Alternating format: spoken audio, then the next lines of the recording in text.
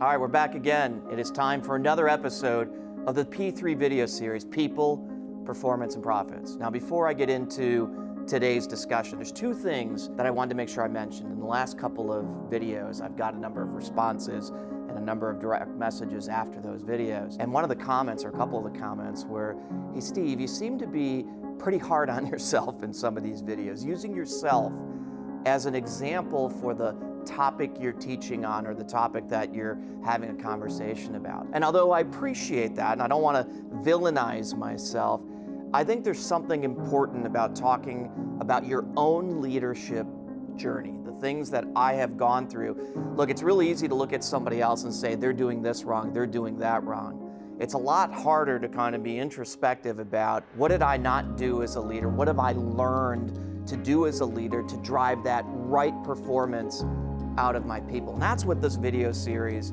is all about. So I appreciate all the comments and all the direct messages about backing off on myself, but I think it's the best example to use around where I came from and where I am today in the journey that I continue to be on. That's number one. Number two, even though the video series is called P3, People, Performance, Profits,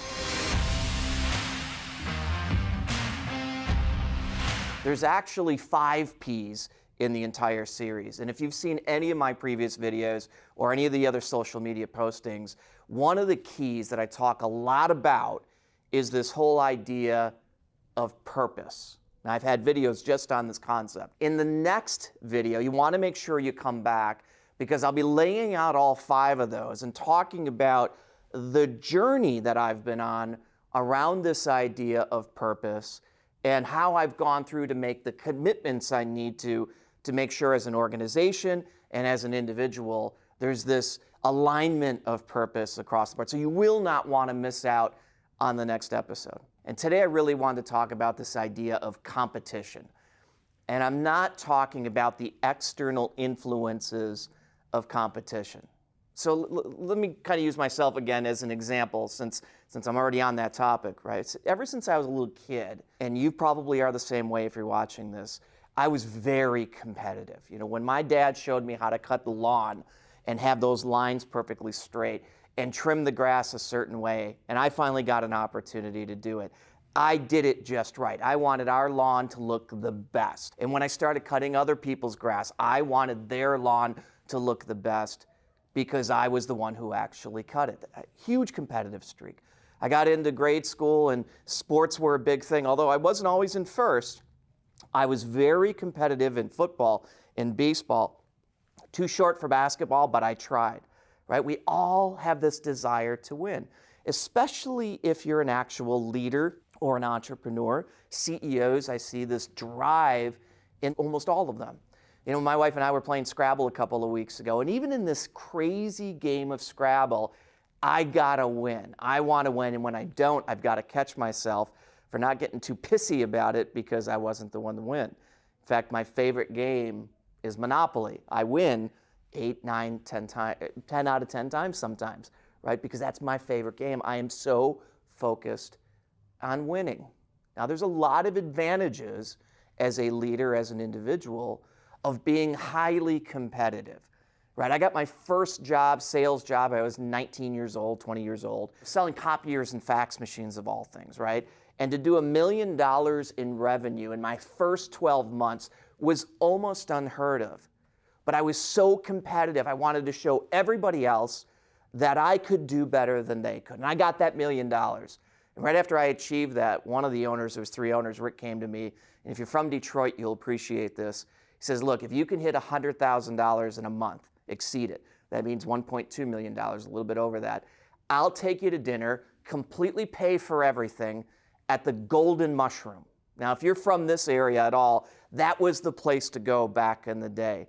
So that next month, it was February of that year, I hit $115,000 in revenue because I was so competitive.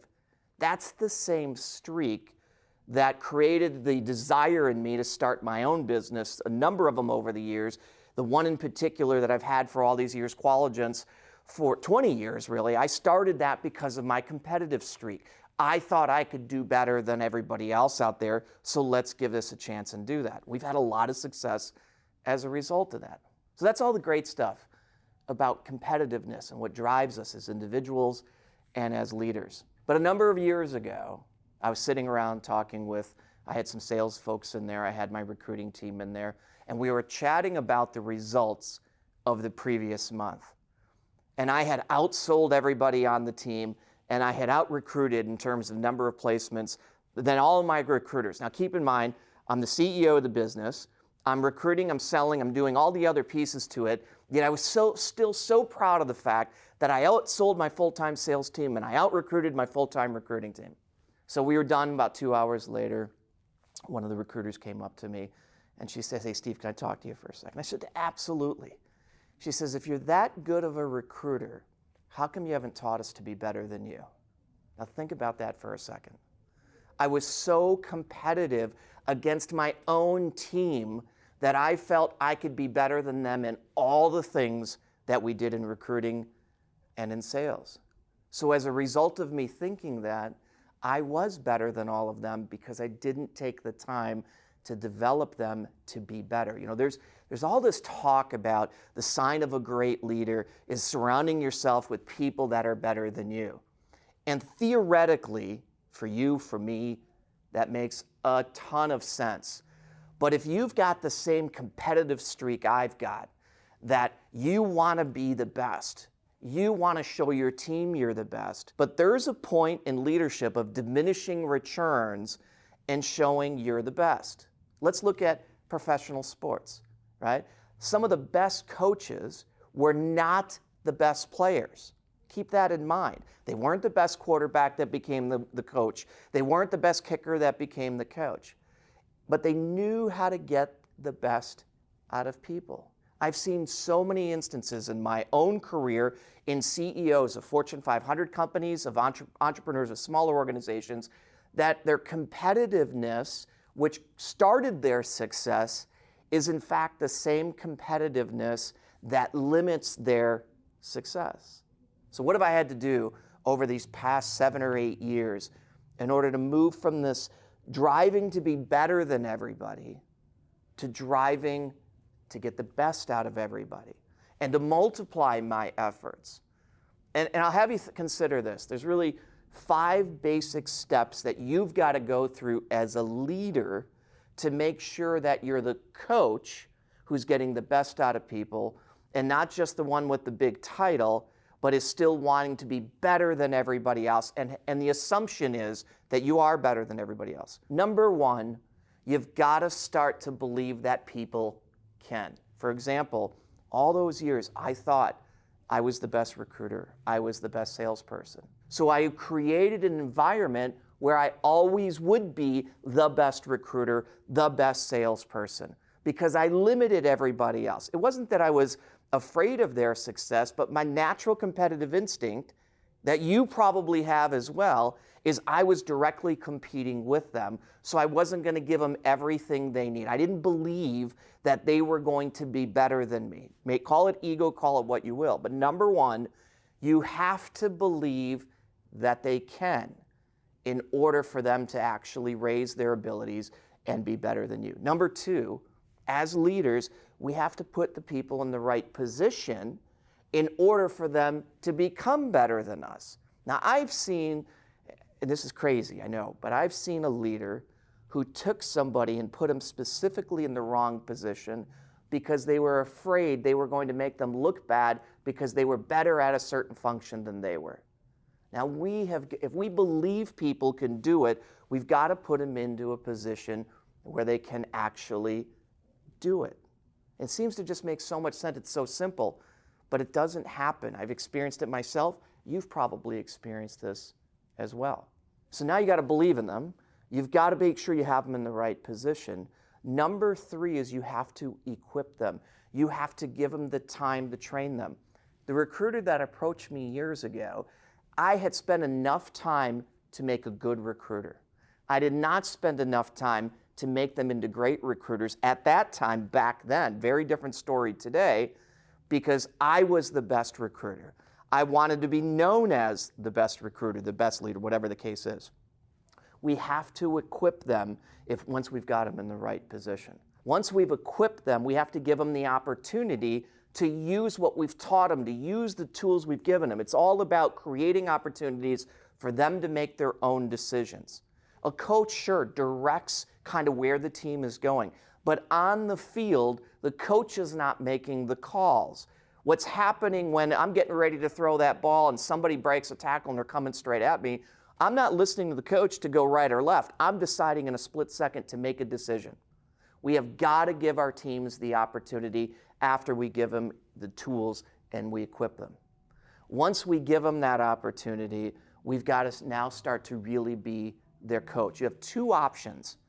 When you give somebody everything they need and they fail, you either kill them or you coach them. And I don't mean literally kill them, but you either approach them in a way that completely crushes their self-esteem, really is not constructive criticism, or you coach them through what they've actually learned. Once you've done those 5 steps, now you're in a situation where you've empowered your team to be successful, which means this: your team members individually in those functions, their teams, if they have teams, could end up being better than you. Now, for some people, that's hard to accept. So I've got 2 kids, and ever since, one's 24, one's 26, and ever since they were little babies, I wanted more for them as a father than I ever had. I wanted them to be more successful. I wanted them to have more of the nicer things in life, whatever it is. It's the same concept around leadership. We can't, if you compete with your kids, now, look, I'll go to play football or something with my son, and I'm going to try to take him. He'll kill me, but I'll try to take him, right? That's a different kind of competition. But in life, I want to set him up for success, and I want better for him than what I had. I want him or my daughter to be more successful than I've ever been. But it takes a mentality shift to be able to do that for those of us that are so extremely competitive. Yeah, you're not the father of your teams. I completely get it, the mother of your actual teams. But the concept is very, very different. Competitiveness is incredible. We all know that just because you're the best salesperson, you shouldn't be the best leader. You're not always the best leader. Doesn't mean you should get promoted. The mindset has to change from somebody who's all about, I want to be the best, to get to a point where they understand it's about making us the best. And in fact, to make us the best, I'm going to have to make you better than I ever was.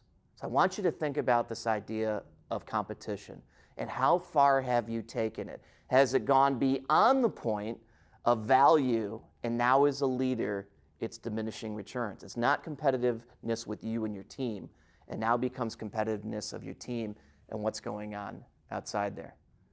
I hope that's a concept that you think about for a bit, maybe even struggle with a little bit, because I think most entrepreneurs and most leaders have experienced some of the challenges that come from some of their biggest strengths, which comes down to competitiveness. I hope this was helpful for you. If this resonates, if you've got questions, if you want to learn more about the journey that I've gone through to go from completely competitive to really creating a situation where I empower people to make decisions, shoot me a message, private message, Twitter, email, it doesn't really matter. Happy to have that conversation with you. The whole point of this is so that you don't have to continue to make the same decisions or the same mistakes, should I say, that I have. I hope you enjoyed the session of P3. We'll see you in 2 weeks. Make sure you check it out, where I'll be talking about the P5, starting with purpose, and kind of a surprise dedication to this whole idea of purpose. See you next time.